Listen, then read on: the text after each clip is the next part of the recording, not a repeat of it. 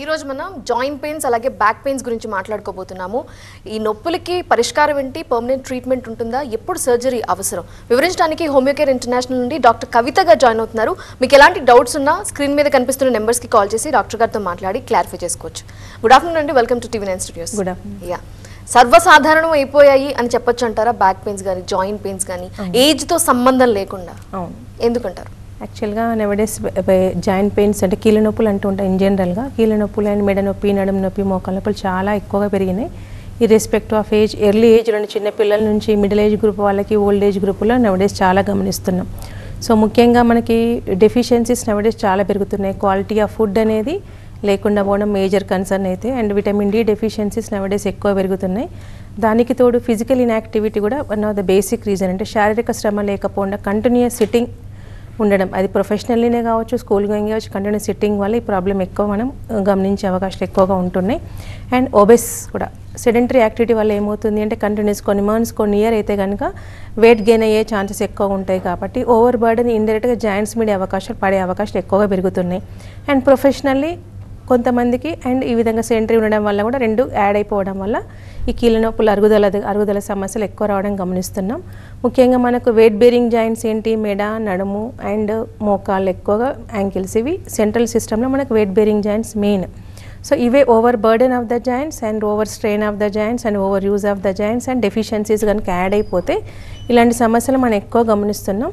వీటన్నిటికి తోడు కొన్ని రకాల హార్మోనల్ డిస్టర్బెన్సెస్, అంటే ఇప్పుడు థైరాయిడ్ కూడా అండ్ డయాబెటీస్ కూడా ఇండైరెక్ట్గా మనకు కాల్షియం మెటబాలిజం దాన్ని కంట్రోల్ చేసే అవకాశాలు ఉంటాయి. కాబట్టి సో నవడేస్ ఈ హార్మోనల్ ఇంబాలెన్స్ ఎక్కువగా పెరుగుతున్నాయి. సో దానివల్ల కూడా కాల్షియం మెటబాలిజం డిస్టర్బెన్స్ అవ్వడం వల్ల డెఫిషియన్సీస్ పెరిగి సో ఈ ఆర్థరైటిస్ రావడం మనం తరచుగా గమనిస్తున్నాం. ఆడవాళ్ళలోనే ఎక్కువగా వచ్చే ఛాన్సెస్ ఉంటాయా హార్మోనల్ డెఫిషియన్సీస్ లేకపోతే ఇంబాలెన్స్ వీటి వలన?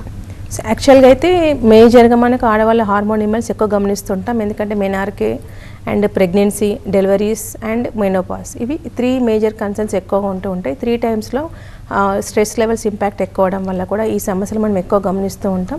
సో ముఖ్యంగా థైరాయిడ్ కానీ డయాబెటీస్, అంటే డయాబెటీస్ మ్యాక్సిమం మగవాళ్ళు ఎక్కువ వచ్చినా కూడా నవడేస్ పీసీఓడి కేసెస్ పెరుగుతూ థైరాయిడ్ కానీ డయాబెటీస్ కానీ ఎక్కువ ఆడవాళ్ళు ఎక్కువ మనం గమనిస్తున్నాం. సో దీనివల్ల ఇండైరెక్ట్గా ఓవర్ బర్డెన్ అవ్వడం, కాల్షియం డెఫిషియన్సీ ఎక్కువ పెరగడం, దానికి తోడు సెక్షన్స్ కానీ సర్జరీస్ కానీ ఏమైనా జరిగిన డ్యూరింగ్ డెలివరీ టైంలో సో పంక్చరింగ్ వూండ్స్ అవ్వడం వల్ల కూడా ఆర్థరైటిస్, అంటే మోకాలనే కాకుండా సో వెయిట్ పుటాన్ అవ్వడం వల్ల మోకాల జాయింట్ పెయిన్ రావడం ఆర్థరైటిస్ రావడం, ఓవర్ బర్డెన్ అవ్వడం వల్ల అండ్ లుంబార్ పంక్చరింగ్ వల్ల లుంబార్ స్పాండిలోసిస్ ఎక్కువ రావడం అనేది మనం గమనిస్తున్నాం.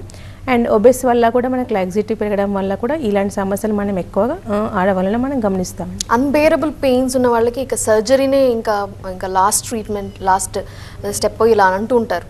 అదేనా అండి, లేకపోతే హోమియోలో ఏమన్నా మెడిసిన్తో క్యూర్ అయ్యే విధంగా ఛాన్సెస్ ఉన్నాయి? యాక్చువల్గా అన్బేరబుల్ పెయిన్ డే 1లో స్టార్ట్ అవ్వదండి. డెఫినెట్లీ అది క్రానిసిటీ పెరిగిన తర్వాత దీర్ఘకాలికంగా కొన్ని నెలలు, అంటే it will be depending person to person different అయ్యే ఛాన్సెస్ ఉంటాయి. యాక్సిడెంట్స్ అనుకోండి, సడన్ ఆన్సెట్ అయిపోయి అన్బేరబుల్ పెయిన్, ఫ్రాక్చర్స్ ఏమన్నా అయితే definitely we have to go for the surgery.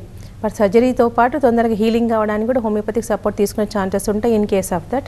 Other than that వేరే అదర్ డిజార్డర్స్ అంటే lumbar spondylosis, disc bulges, sciatica లాంటి కేసెస్లో అయితే ఈవెన్ సివియర్గా పెయిన్ ఉన్నా, అన్బేరబుల్ పెయిన్ ఉన్న, మూమెంట్కి ఇబ్బంది గురైనా కూడా మెడికేషన్ వాడడం వల్ల చాలా వరకు హోమియో చికిత్స వల్ల డీజనరేటివ్ చేంజెస్ని కరెక్షన్ అవుతూ పెథలాజికల్ రివర్స్ చేస్తుంది. కాబట్టి పెయిన్ రిలీవింగ్తో పాటు డిస్క్ డీజనరేటివ్ చేంజెస్ నార్మల్గా అయ్యే పాసిబిలిటీస్ ఎక్కువగా ఉంటాయి. కాబట్టి కొద్దిగా ఓపిక పడితే కంప్లీట్గా ప్రాబ్లమ్ సొల్యూషన్ అయ్యే ఛాన్సెస్ ఉంటాయి. Non surgical it is treatable. So ఇలాంటి కేసెస్లో సర్జరీ చేసినా it will come back again. So disc అక్కడ చేసేది ఏంటి, లామినెక్టమీ లాంటివి చేస్తూ ఉంటారు. So success rate with surgery only 30 to 40% అండి. It will come back again. Nerve injuries కూడా పాసిబిలిటీస్ ఎక్కువగా ఉంటాయి. అవుట్ ఆఫ్ 10లో మనకు 3 to 4 నర్వ్ ఇంజరీస్ అయ్యే పాసిబిలిటీస్ ఎక్కువ ఉంటాయి సర్జరీ కేసెస్లో. మళ్ళీ రికరెన్స్ అయ్యే ఛాన్సెస్ ఉంటాయి. ఏమైనా లామినెక్టమీ చేసినా తిమ్మిర్లు మంటలు అనేవి తగ్గవండి. జస్ట్ పెయిన్ అండ్ స్టిఫ్నెస్ కొన్ని మంత్స్ రికవరీ ఉంటాయి, మళ్ళీ it will come back again. So ఇలాంటి కేసెస్లో మనం ఎంత ఎర్లీగా కనుక అప్రోచ్ అయిపోయి హోమియో చికిత్స కనుక స్టార్ట్ చేస్తే పెథలాజికల్ రివర్స్ అయిపోయి నాన్ సర్జికల్లీ ఈ ప్రాబ్లం రెక్టిఫై చేసుకోవచ్చు. సిమిలర్ థింగ్ మన నీ పెయిన్స్ కూడా అనుకోండి. సో మన గ్రేడేషన్ వైజ్ గ్రేడ్ 1, 2, 3, 4గా ఇన్ జనరల్గా మనం డివైడ్ చేస్తాం. So division up to 3rd stage వరకు ప్రాబ్లం టోటల్గా మనకు రెక్టిఫై అయ్యే ఛాన్సెస్ ఉంటాయి irrespective of age. Fourth stage అని అనుకోండి స్పీడ్లీ సర్జికల్ అయ్యే ఛాన్సెస్ ఉంటాయి. బట్ పేషెంట్ కూడా చాలామంది సర్జరీ అంటే భయపడి అన్కంట్రోలబుల్ డయాబెటీస్ ఉన్న సర్జరీ సజెస్టబుల్ కాని కేసెస్లో కార్డియాక్ ఇష్యూస్ ఉన్న పేషెంట్లో కూడా మ్యాక్సిమం సర్జరీ సజెస్ట్ చేయరండి. అండ్ ఓల్డ్ ఏజ్ గ్రూప్ ఉన్న వాళ్ళకు కూడా వై టు టేక్ రిస్క్ అని సర్జరీ చేసుకోరు. అలాంటి కండిషన్లో వీ కెన్ మేనేజ్, అంటే పెయిన్ అంత గుజ్జు కంప్లీట్గా పెరగకుండా సో ఆ పర్టికులర్ పేషెంట్స్ తన పని తను చేసుకునేటట్టు ఎలాంటి ఇబ్బంది లేకుండా కంఫర్ట్ జోన్లోకి వెళ్ళే ఛాన్సెస్ ఉంటాయండి. సో మేనేజ్మెంట్ వరకు సర్టన్ ఎక్స్టెంట్ బెటర్ అయ్యే ఛాన్సెస్ ఉంటాయి. But up to third grade వరకు అయితే మాత్రం మోర్ దెన్ 80 to 90% రికవరీతో పాటు సక్సెస్ రేట్ ఉన్నాయండి, non surgical and without any side ఎఫెక్ట్స్తో. మీరు అన్నట్టు సర్జరీ సజెస్ట్ చేయని కేసెస్లో వాళ్ళకి మెడిసిన్తో పాటు మీరు అంటున్నట్టు ఇంకా ఎలాంటి డైట్ కానీ ఏవి చెప్తూ ఉంటారు వాళ్ళకి సజెస్ట్ చేస్తారు? Okay, even the surgical cases అయినా నాన్ సర్జికల్ కేసెస్ అయినా వన్స్ ఇవన్నీ మేనేజ్మెంట్ పార్ట్ వీటిలో చాలా ఇంపార్టెంట్ అండి. సో మెయిన్ ట్రిగ్గరింగ్ ఫ్యాక్టర్స్ ఏంటి ఆర్థరైటిస్లో మనకి లుంబర్ స్పాండ్లోసిస్ కానీ సర్వైకల్ స్పాండ్లోసిస్ కానీ కీళ్ళ నొప్పుల్లో ఏంటి అంటే deficiencies are more in those patients కాబట్టి so calcium supplementation they need to take. ఇండైరెక్ట్గా మన కాల్షియం అబ్జార్ప్షన్ మనం తీసుకున్న బాడీలో పెరగాలి అంటే ప్రాపర్గా జరగాలి అంటే విటమిన్ డి మనకు సఫిషియెంట్గా తీసుకోవాలి, మనకు అది ఫుడ్లో దొరకదు కాబట్టి supplementation we have to take. At the same time weight should be maintain, అంటే ఒబేస్ సైడ్ వెళ్ళకుండా over burden we need to avoid. అంటే ఓవర్ బర్డెన్ అంటే మనకు బిఎంఐ ఇండెక్స్ ప్రకారం యావరేజ్గా నార్మల్గా మోడరేట్ స్టేజ్లో ఉంటే కనుక బర్డెన్ అవాయిడ్ చేయొచ్చు. దానికి మనం చేయాల్సింది ఏంది diet and exercise in patients. And diet కనుక తీసుకుంటే మనకు కాల్షియం రిచ్ ఫుడ్ డైట్ తీసుకోవాలి. అండ్ నాన్ వెజ్ కానీ అదర్ ఏంటంటే కొలెస్ట్రాల్ ఎక్కువగా హై రిచ్ ఫుడ్ ఉన్నా కానీ అది అవాయిడ్ చేయడం అనేది ఇంపార్టెంట్ అండి. బట్ దానికి తోటి ఫిజికల్ యాక్టివిటీ పెంచాలి. So physical activity with concern of your physician. అంటే ఇప్పుడు గ్రేడ్ 4 ఉంది అనుకోండి, ఒబేస్ ఉన్నారు, గ్రేడ్ 4 స్టేజ్లో మీరు నడవద్దు. సో లావుగా ఉన్నారు, ఆల్మోస్ట్ సెకండ్ స్టేజ్లో ఉన్నా కూడా వాకింగ్ అనేది దే షుడ్ నాట్, ఎందుకంటే ఇంకా ఓవర్ బర్డెన్ అయిపోయి పెథలాజికల్ ఇంకా ఫాస్ట్గా ప్రోగ్రెస్ అయ్యే ఛాన్సెస్ డిజీజ్ కాబట్టి. కూర్చునే కొన్ని రకాల స్ట్రెచ్ ఎక్సర్సైజెస్ ఉంటాయి, అవి మనం డే 1లో కూడా మన ఎక్సర్సైజ్ చార్ట్ ఇవ్వడం అనేది జరుగుతుంది. ఆ ఎక్సర్సైజ్ చేస్తున్న కొద్దీ సో ఫిజికల్ యాక్టివిటీ పెరగడంతో పాటు ఓవర్ బర్డెన్ జరగకుండా మనం చూసుకోవచ్చు. At the same time lumbar exercise కూడా మనం ఇవ్వడం అనేది జరుగుతుంది, మజిల్ స్ట్రెంథనింగ్ ఎక్సర్సైజ్ కాబట్టి. ఇది సర్వైకల్ స్పాండ్లోసిస్ ఉందనుకోండి, గిడ్డినెస్ ఉన్న వాళ్ళు దే నీడ్ టు అవాయిడ్. అందుకని consult with doctor is very much important. సడన్గా మనం చూసుకొని చేయడం ఉండదు. గిడ్డినెస్ ఉన్న వాళ్ళు neck exercise they need to avoid. And lumbar spondylosis so వాళ్ళకు 30 to 40% డ్యామేజ్ ఉన్న కేసెస్కి రికవర్ కావచ్చు. అండ్ ఎక్సర్సైజ్ కూడా చేయొచ్చు, డే 1 నుంచి చేసే ఛాన్సెస్ ఉంది. బట్ సింగిల్ మూమెంట్ కూడా ఇబ్బంది అయిపోయి ఒబేస్ ఉన్నారు దే కాంట్ అన్న వాళ్ళు they need to avoid. 60 to 70% pain తగ్గిన తర్వాతనే ఎలా చేయాలో మేము చెప్పడం అనేది జరుగుతుంది. At the same time grade 3 వరకు ఒబేస్ ఉన్న వాళ్ళకి they need to avoid. So నార్మల్గా ఉందనుకోండి నార్మల్ వాకింగ్ చేయొచ్చు, బట్ కింద కూర్చోవడం they need to avoid. Weight lifting they need to avoid. So దానివల్ల మనకు ఓవరాల్గా బాడీ వెయిట్ బేర్ చేసేవి జాయింట్సే కాబట్టి ఓవర్ బర్డెన్ అయిపోయి ఆల్రెడీ బాడీ వెయిట్ పెరుగుతుంది, బేర్ చేయాల్సి వస్తుంది. అలాంగ్ విత్ వెయిట్ కనుక చేస్తే డిజీజ్ పెథాలజీ ఫాస్ట్గా ప్రోగ్రెస్ అయ్యే ఛాన్సెస్ ఉంటాయి కాబట్టి దీన్ని కొద్దిగా ఈ ప్రాబ్లం గురించి తొందరగా రెస్పాండ్ కావాలి మెడిసిన్స్ అంటే ఇవేందో మెడిసిన్స్ వాడినా వాడకుండా పెథలాజికల్లీ ప్రోగ్రెస్ కాకుండా ఇలాంటి ప్రికాషన్ తీసుకోవాల్సిన అవకాశాలు ఉంటాయండి. ఎలాంటి లక్షణాలు ఉన్నప్పుడు హోమియో మెడిసిన్ వాడితే కనుక త్వరగా క్యూర్ అవుతుందంటారు? యాక్చువల్గా ఆర్థరైటిస్ కనుక తీసుకుంటే ఇప్పుడు కీళ్ళ నొప్పులు అనుకోండి, మోకాళ్ళ నొప్పులు అయితే సో చాలామందికి ఎర్లీ మార్నింగ్ స్టిఫ్నెస్ ఎక్కువ ఉంటాయి అరుగుదల ప్రాబ్లంలో కనుక తీసుకుంటే. సో ఎర్లీ మార్నింగ్ స్టిఫ్నెస్తో పాటు కొద్దిపాటి దూరం నడిచిన తర్వాత తగ్గే ఛాన్సెస్ ఉంటాయి.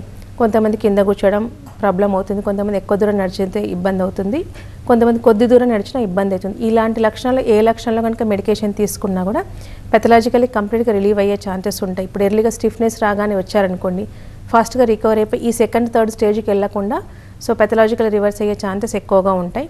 At the same time homeo చికిత్స వల్ల మీరు నాట్ ఓన్లీ జాయింట్ రికవరీ అనేది కాకుండా గుజ్జు పెరగడం అనే కాకుండా పెయిన్ తగ్గడం అనే కాకుండా డిజీజ్ పెథాలజీ రివర్స్ అవ్వడమే కాకుండా సో వెయిట్ ఏమన్నా ఉంటే కూడా సో మెయింటైనింగ్ కాజెస్ కూడా రిమూవ్ చేసే ఛాన్సెస్ ఉంటాయి. అంటే వెయిట్ రిడక్షన్ కూడా at the same time medication కనుక స్టార్ట్ చేస్తే ఓవరాల్గా మనకి మెయింటైనింగ్ కాజెస్ తగ్గుతున్నాయి, ట్రిగ్గరింగ్ ఫ్యాక్టర్ తగ్గే ఛాన్సెస్ ఉంటాయి. ఎట్ ద సేమ్ టైం మనకి పెథలాజికల్ రివర్స్ అవుతుంది కాబట్టి ప్రాబ్లం రెక్టిఫై చేసుకునే అవకాశాలు ఉంటాయి. Sorry to interrupt you. Caller ఉన్నారండి, వారితో మాట్లాడదాం. ఖమ్మం నుండి యుగంధర్ గారు. నమస్తే అండి. నమస్తే యుగంధర్ గారు, చెప్పండి.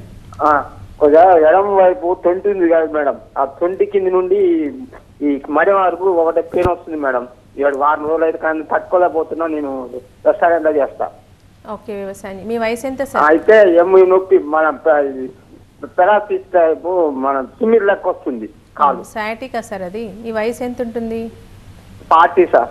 40 మేడం. 40. వెయిట్ ఎంత ఉంటారు, బరువు ఎంత ఉంటారు? ఏం తక్కువ పక్కన ఉంటాం మేడం, బాగా లావే ఉండను, పక్కగా ఉంటా. ఓకే అయితే రెస్టారెంట్లో చేస్తాను నేను. ఓకే. సో మీకున్న సమస్య లుంబార్ స్పాండిలోసిస్ సయాటికా అండి. సో మనకు నడుము నొప్పి ఉన్న వాళ్ళకి, నడుము disc L4 L5 and S1 disc bulge ఉన్న వాళ్ళకి, సో మనకి ఎర్లీ స్టేజ్లో నెగ్లెక్ట్ చేస్తే కనుక it may leads to sciatic, అంటే డిస్క్ బల్జ్ అయిపోయి కంటిన్యూగా స్టాండింగ్ కానీ వెయిట్ లిఫ్టింగ్ ఎవరైతే చేస్తారో వాళ్ళకి సమస్య వచ్చే ఛాన్సెస్ ఉంటాయి. So right side dragging pain, తుంటి నుంచి కింది వరకు యాంకిల్ అంటున్నారు కాబట్టి that is sciatic pain. So కాళ్ళు లాగడం, తిమ్మిరి రావడం ఉంటుంది. సో మెడికేషన్ వాడితే డెఫినెట్గా మీకు రికవర్ అయ్యే ఛాన్సెస్ ఉంటాయి సార్. సో ఇచ్చే మెడికేషన్ ద్వారా మీకు అక్కడ అరుగుదల నార్మల్ అయిపోయి నర్వ్ కంప్రెషన్ తగ్గిపోయి ఫస్ట్ లాగడం, తిమ్మిరి రావడమే కరెక్షన్ అవుతుంది. నొప్పి తగ్గి నార్మల్ కండిషన్ తీసుకురావచ్చు. ఒకసారి మీకు రిపోర్ట్స్ ఏమైనా తీసుకుంటే ఆ రిపోర్ట్ తీసుకొని బ్రాంచ్ విజిట్ అవ్వండి, దాని ప్రకారం ట్రీట్మెంట్ స్టార్ట్ చేయొచ్చు. సో బ్యాక్ పెయిన్ గురించి మాట్లాడితే కనుక ఇది కూడా ఏజ్ రిలేటెడ్గా అనిపించడం లేదు. సివియర్ కండిషన్కి వెళ్ళే కంటే ముందరే ఇనీషియల్ సిమ్టమ్స్ ఎలా ఉంటాయంటారు? యాక్చువల్గా లుంబార్ స్పాండిలోసిస్ అంటాం back pain. So lumbar spondylosis అనే కాకుండా చాలా రకాల డిజార్డ్స్ మనకి పాలిఆర్థరైటిస్ కానీ ఆటో ఇమ్యూన్ డిజార్డర్స్ కూడా లుంబార్ నుంచి స్టార్ట్ అయ్యే అవకాశాలు ఎక్కువగా ఉంటూ ఉంటాయి. ఇప్పుడు మిడిల్ ఏజ్ గ్రూప్లో కూడా చాలామందికి నడుము నొప్పి రావడానికి రీజన్స్ యాంక్లోజింగ్ స్పాండిలోసిస్ అని నవడేస్ మేజర్గా వస్తున్నది. దానితో రుమేటాయిడ్ ఆర్థరైటిస్ అనే పాలిఆర్థరైటిస్ కూడా మ్యాక్సిమం లుంబార్ నుంచి స్టార్ట్ అయ్యి it is going to be extend upper wards extend అయిపోయి అదర్ కీళ్ళు అంటే మల్టీ ఆర్థరైటిస్ అంటే చిన్న కీళ్ళు పెద్ద కీళ్ళు అన్నీ ఎఫెక్ట్ గురయ్యే ఛాన్సెస్ ఎక్కువగా ఉంటున్నాయి. సో అన్ని ఆర్థరైటిస్కి మనకి ఇనీషియల్గా నథింగ్ బట్ డిజనరేటివ్ చేంజ్ కాబట్టి ఫ్లెక్సిబిలిటీ తగ్గి స్టిఫ్నెస్ రావడం అనేది గమనిస్తుంటాం. మన ఎనీ జాయింట్ పర్పస్ ఏంటి, ఫ్రీ మూమెంట్ అనేది మనకి ఇవ్వాలి. సో ఇది ఫస్ట్ మూమెంట్ ఫ్రీ మూమెంట్ లేకుండా ప్రాబ్లంకి గురవడం, కొద్దిపాటు నడిచిన తర్వాత ఫ్రీగా అయ్యే ఛాన్సెస్ ఉంటాయి. బట్ స్టిల్ ప్రాబ్లం కంటిన్యూగా ఉండి స్టిఫ్నెస్ పెరిగే ఛాన్సెస్ ఎక్కువ ఉంటాయి ఆటో ఇమ్యూన్ డిజార్డర్స్లో.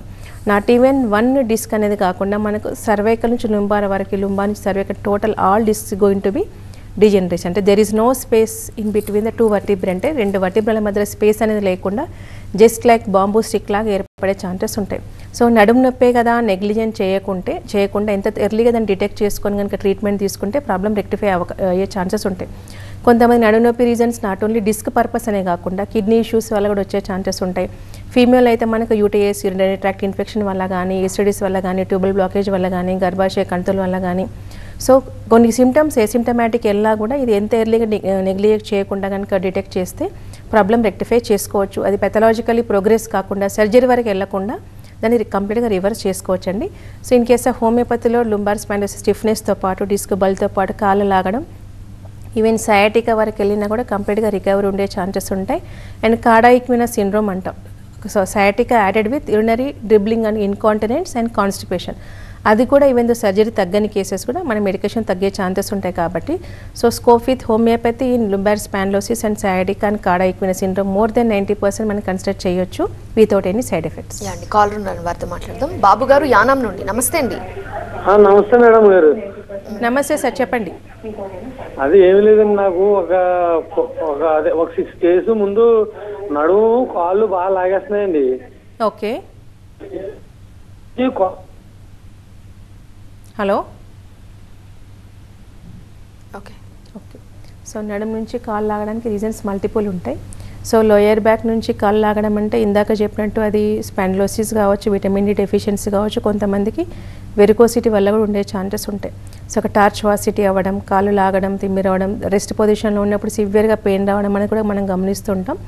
అండ్ డెఫిషియన్సీస్ పెరగడం వల్ల కూడా ఇప్పుడు స్పాండిలోసిస్ వరకు వెళ్ళకుండా కొద్దిమంది విటమిన్ డి డెఫిషియన్సీ కానీ B12 డెఫిషియన్సీ ఉండడం వల్ల కూడా కాళ్ళు లాగడం, తిమ్మిళ్ళు రావడం గమనిస్తాం. దానికి తోడు డయాబెటీస్ కనుక ఉంటే అది కనుక కంట్రోల్ లేకుండా కూడా చేతులు లాగడం, కాళ్ళు లాగడం, తిమ్మిళ్ళు రావడం కూడా మనం గమనిస్తాం. సో ఇనీషియల్ సిమ్టమ్స్ మీరు చెప్పారు. సివియర్ కాంప్లికేటెడ్ సిచ్యువేషన్స్లో వచ్చిన పేషెంట్స్కి ఎలాంటి ట్రీట్మెంట్స్ ఉంటాయి? మీ దగ్గరకు వచ్చిన పేషెంట్స్లో ఎలాంటి సిమ్టమ్స్ కనిపించాయండి? యాక్చువల్గా మైల్డ్, మోడరేట్, సివియర్ కేసెస్ ఉంటూ ఉంటాయి.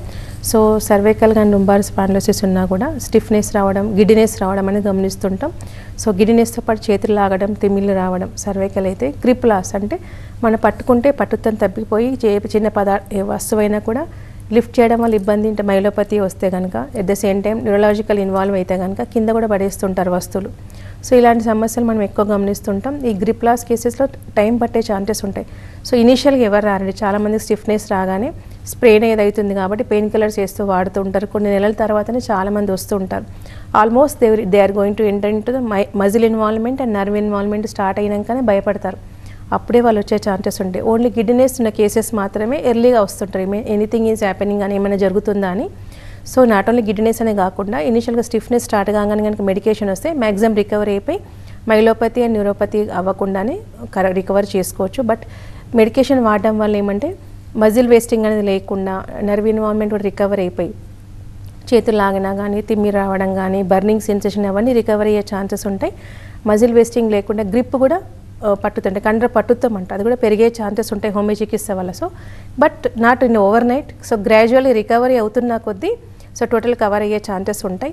సో డీజనరేషన్ నుంచి కంప్లీట్గా రీజనరేట్ అయ్యే పాసిబిలిటీస్ ఉంటాయి. ఇప్పుడు ఏజ్ పరంగా చూస్తే ఫీమేల్స్ మోర్ దెన్ అంటే 40, 55, 52 బిలోపల మెనోపాస్ కంటే ముందు వస్తే మ్యాక్సిమం మోర్ దెన్ 90% రికవరీ అయ్యే ఛాన్సెస్ ఉంటాయి. ఇన్ కేస్ ఆఫ్ మేల్స్ అయితే 55, 60 ఏజ్ గ్రూప్ అయినా వాళ్ళకి రికవర్ అయ్యే ఛాన్సెస్ ఉంటాయి.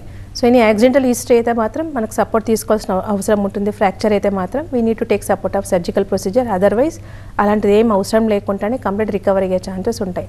In case of lumbar spondylosis కూడా అటువంటి సింగిల్ మూమెంట్ కూడా ఇబ్బంది గురే కేసెస్ కూడా వస్తూ ఉంటాయి. సయాటిక్ అయ్యి సో సర్జరీ అంటే భయపడుతున్న కేసెస్ ఇలా వస్తూ ఉంటారు. సో అలాంటి కేసెస్లో కూడా సడన్గా వెయిట్ లిఫ్టింగ్ వల్ల నాకు నిన్ననే వచ్చిందండి పట్టుకుంది సివియర్గా కాళ్ళు ఆగుతుంది సింగిల్ మూమెంట్ కూడా ఇబ్బంది కూడా ఉన్న కేసెస్ కూడా వస్తుంటాయి. అలాంటి కేసెస్లో కొన్ని గంటల్లో కొంచెం తేడా వచ్చిన కేసెస్ ఉంటూ ఉంటాయి. సో హోమియోపతి చాలా స్లోగా నెల తరబడి మందులు వాడాలని కాదు, పెయిన్ తగ్గడం మీకు తొందరగా తగ్గే ఛాన్సెస్ ఉంటాయి. బట్ కంప్లీట్గా రివర్స్ అవ్వాలి అంటే it is going to B take time. So reason అవ్వడానికి టైం పడుతుంది అంతే తప్ప పెయిన్ తొందరగా తగ్గుతుంది. తిమ్మిర్లు కానీ మంటలు కానీ తొందరగా రికవర్ అయ్యే ఛాన్సెస్ ఉంటాయి. Even urinary dribbling nothing but urinary incontinence అంటాం. సో సయాటికా కేసెస్లో ఫర్దర్ ప్రోగ్రెస్ అయితే యూరినరీ ఇన్కాంట్ అక్కడ కూడా మజిల్స్ ఉంటాయి కాబట్టి సో ఇది ఎక్కువ మన ఫీమేల్లో గమనిస్తుంటాం. చాలామందికి తుమ్మిన తగ్గిన యూరిన్ పడిపోతుందండి అని అంటూ ఉంటారు. సో అలాంటి కేసెస్లో హోమియో చికిత్స ది బెస్ట్ మెడికేషన్ ఉన్నాయి. అక్కడ నర్వ్ ఇంజురీస్ రికవర్ అయిపోయి నార్మల్గా కంట్రోల్ వచ్చిన కేసెస్ కూడా చాలా ఉన్నాయి. At the same time chronic constipation in spondylosis people ముఖ్యంగా మనం ఇది ఎక్కువ మేల్ అండ్ ఫీమేల్స్ ఎక్కువ మేల్స్లో గమనిస్తుంటాం. ఇది కూడా కంప్లీట్గా రికవర్ అయ్యే ఛాన్సెస్ ఉంటాయి. So without any side effects కొద్దిపాటి టైం అంటే క్రానిసిటీ బట్టి పేషెంట్ ఏజ్ని బట్టి వాళ్ళకున్న కోమార్బిడ్ కండిషన్స్ని బట్టి మనకు ప్రాబ్లమ్స్ రెక్టిఫై చేసుకోవచ్చు. డ్యూరేషన్ అనేది డిఫర్ అయ్యే ఛాన్సెస్ ఉంటుందండి. మీరు అంటున్నట్టు ఇప్పుడు కొంతమంది గ్లాస్ ఆఫ్ వాటర్ కూడా హోల్డ్ చేయలేరు, పట్టుకోలేరు. కారణాలు ఏమంటారు అంత సిచ్యువేషన్ వరకు వెళ్ళడానికి? యాక్చువల్గా సర్వైకల్ మైలోపతి అంటూ ఉంటాం. సో మైలోపతి లాంటి కేసెస్లో ఏంటంటే ఇప్పుడు ఆస్టియోఫైటిక్ ఫార్మేషన్ ఉంటుంది and at the same time disc bulges ఉంటూ ఉంటాయి. సో డిస్క్ బల్జీకి తొందరగా రికవర్ అయ్యే ఛాన్సెస్ ఉంటాయి. సో అది కాకుండా ఆస్టియోఫైటిక్ ఫార్మేషన్ ఉండడం వల్ల అక్కడ నర్వ్ కంప్రెషన్ కంటిన్యూ కంప్రెషన్ అవ్వడం వల్ల so nerve is under stress. So continuous దాని రికవరీకి టైం పట్టే ఛాన్సెస్ ఉంటాయి. అక్కడ ఉన్న మజిల్ అనేది వేస్టింగ్ అయ్యే ఛాన్సెస్ ఉంటాయి. సో దానివల్ల గ్రిప్ లాస్ అయ్యే ఛాన్సెస్ ఎక్కువగా ఉంటాయి. సో మ్యాక్సిమం క్రానికల్లీ స్పాండిలోసిస్ని కనుక నెగ్లెక్ట్ చేసి మల్టిపుల్ లెవెల్స్లో మనకు cervical C1 to C7 ఆస్టియోఫైటిక్ complex అంటూ ఉంటాం. అది ఫార్మేషన్ అయినా ఇలాంటి సమస్యలు మనం గమనిస్తూ ఉంటాం. సో చాలామంది భయపడేది ఇది పెరాలసిస్ కండిషన్ కింద గమనిస్తూ ఉంటారు. So that's not purely paralysis అంటే ఆ విధంగా ఉండదు. So similar condition partial policy conditions type మనం గమనిస్తూ ఉంటాం. సో అందుకనే ఎంత ఎర్లీగా దీన్ని డిటెక్ట్ చేస్తే ఇప్పుడు ఆస్టియోఫైటిక్ మినిమం స్టార్ట్ కాగానే మెడిసిన్ వాడారనుకోండి ఇంకా ఫర్దర్ ప్రోగ్రెస్ కాకుండా అక్కడే కంప్లీట్ అయిపోయి ఈవెన్ మజిల్ వేస్టింగ్ కూడా లేకుండా న్యూరలాజికల్ ఇన్వాల్వ్ కాకుండా సో కంప్లీట్గా నార్మల్గా రికవరీ చేసుకోవచ్చండి. జనరలీ అలోపతి అంటే ఇంగ్లీష్ మెడిసిన్ అంటే ఒక టాబ్లెట్ వేసుకుంటే నొప్పి తగ్గిపోతుంది. కానీ హోమియోపతి ట్రీట్మెంట్ తీసుకోవడానికి ఎడ్జ్ ఏంటి, ఎలాంటి అడ్వాంటేజెస్ ఉంటాయి ఈ ట్రీట్మెంట్ కనుక తీసుకుంటే? ఓకే, యాక్చువల్లీ ఇమ్మీడియట్గా పెయిన్ రిలీఫ్ అని చాలామంది భయపడి స్లో అనుకొని సో పెయిన్ కిల్లర్స్ ఎక్కువగా వాడుతూ ఉంటారు. సో అది వాడడం వల్ల ఏంటంటే only they will get the pain relief with in 5 minutesలో రిలీఫ్ ఉంటుంది. బట్ పెథలాజికల్ అండల్గా డిజీజ్ మనకు తెలియకుండానే ప్రోగ్రెస్ అయ్యే ఛాన్సెస్ ఉంటాయి.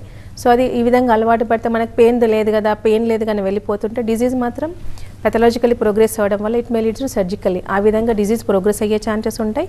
సో కంటిన్యూగా పెయిన్ కిల్లర్స్ వాడడం వల్ల కూడా డెఫినెట్గా మన కిడ్నీ అండ్ లివర్ ఇష్యూ పెరిగే ఛాన్సెస్ ఉంటాయి, ఎసిడిటీ పెరిగే అవకాశాలు ఉంటాయి, అలాంటి సైడ్ ఎఫెక్ట్స్ కాంప్లికేషన్స్ వస్తూ ఉంటాయి. But in case of homeopathy అయితే we will give 1000% assurance there won't be any side effects and once you start the medication so disease progress అనేది జరగదు. సో మీకు పెయిన్ రిలీఫ్ ఇన్స్టాంట్గా పెయిన్ కిల్లర్ అంతా ఫాస్ట్గా పనిచేయకపోయినా pathological reverse అవుతుంది కాబట్టి so comfort జోన్లోకి వెళ్తూ ఉంటారు. సివియారిటీని బేర్ చేసే కెపబిలిటీ పెరిగే ఛాన్సెస్ ఉంటాయి. సో గ్రాడ్యువల్ ఇంప్రూవ్మెంట్తో పాటు కంప్లీట్గా పెథలాజికల్ రివర్స్ అవుతుంది. సో కాబట్టి డిజీజ్ ప్రోగ్రెస్ కాదు, సో ప్రోగ్నోసిస్ బెటర్ అయ్యే ఛాన్సెస్ ఉంటాయి. There won't be any side effects. Surgery maximum requirement లేకుండా మోర్ దెన్ 90% కేసెస్కి మనం సర్జికల్ ట్రీట్ చేసిన కేసెస్ ఉన్నాయండి. ఇర్రెస్పెక్టివ్ ఆఫ్ ఏజ్, అంటే చిన్నపిల్లలే కావచ్చు, మిడిల్ ఏజ్ గ్రూప్ కావచ్చు, ఏజ్ గ్రూప్ పరంగా అయినా కూడా కావచ్చు. ప్లస్ బెనిఫిట్ ఏంటంటే అదర్ కోమార్బిడ్ కండిషన్స్ ఉన్నా కూడా, ఇప్పుడు ఒక పేషెంట్ మన కీళ్ళ నొప్పులతోనే వచ్చాడు, ఆర్థరైటిస్ నథింగ్ బట్ లుంబార్ స్పాండిలోసిస్తో వచ్చారు, దే ఆర్ ఈ suffering with the diabetes that is also uncontrol. ఇచ్చే మెడికేషన్ వల్ల డయాబెటీస్ కూడా కంట్రోల్ అవ్వడంతో పాటు ఇది రికవర్ అయ్యే ఛాన్సెస్ ఉంటాయి. So at the same time weight is a triggering factor కాబట్టి వెయిట్ రిడక్షన్ కూడా మనకి at the same time medication వాడుతూ వెయిట్ రిడక్షన్ చేసే పాసిబిలిటీస్ ఉంటాయి. మెయిన్ థింగ్ సైడ్ ఎఫెక్ట్స్ లేకుండా స్లో అయినా పెథలాజికల్ రివర్స్ అవుతుంది కాబట్టి సో మనకు ఎలాంటి ఇబ్బందులు లేకుండా ట్రీట్మెంట్ స్టార్ట్ చేయొచ్చు. అన్బేరబుల్ పెయిన్ ఉన్న వాళ్ళు ఉంటారు, అంటే ఆ టాబ్లెట్స్ ఇంగ్లీష్ మెడిసిన్ వాడుతూ కూడా హోమియో కంటిన్యూ చేయొచ్చు అంటారా? చేయొచ్చండి. యాక్చువల్గా చాలామంది 2 మెడికేషన్ వాడడం వల్ల ఏమైనా ఇబ్బంది ఉందా అన్న ఫీలింగ్లో ఉంటూ ఉంటారు. బట్ ఈ రోజు వరకు అయితే నేను వర్క్ ఉందని నాకు చేసుకోవాలి, I can bear the pain అనే కేసెస్ కూడా ఉంటూ ఉంటాయి. సో అలాంటి కేసెస్లో ఇనిషియల్గా we will take the support of painkillers. అంటే ఇప్పుడు కొంతమంది ఆర్ఏ కేసెస్ వస్తూ ఉంటాయి, స్టెరాయిడ్ యూజ్ చేస్తూ ఉంటాయి, డైరెక్ట్గా స్టాప్ చేసిన ఇబ్బంది ఉంటాయి. కొన్ని cases ankylosing spondylosis, they are already on the medication of steroid. So ఇమీడియట్గా ఇన్స్టాంట్గా స్టాప్ చేస్తే డిజీజ్ ఫాస్ట్గా ప్రోగ్రెస్ అవుతుంది. అన్లెస్ అంటిల్ మనకు మెడికేషన్ గ్రిప్ డిజీజ్ పెథాలజీ వచ్చేంత వరకు కొన్ని మంత్స్ వరకు అని కొంతమంది కొన్ని రోజుల్లో, కొంతమంది కొన్ని మంత్స్ వరకు సపోర్ట్ తీసుకుంటామని. Then once the pathological disease reverse అవుతున్న కొద్దీ, బేరబుల్ కండిషన్ వచ్చిన కొద్దీ స్లోగా మేము ట్యాంపర్ చేసే ఛాన్సెస్ ఉంటాయి. డిసీజ్ రికవరీ అయిన తర్వాత మొత్తం మెడికేషన్ తీసిన కేసెస్ కూడా ఉన్నాయండి. థ్యాంక్ యూ డాక్టర్ కవిత గారు.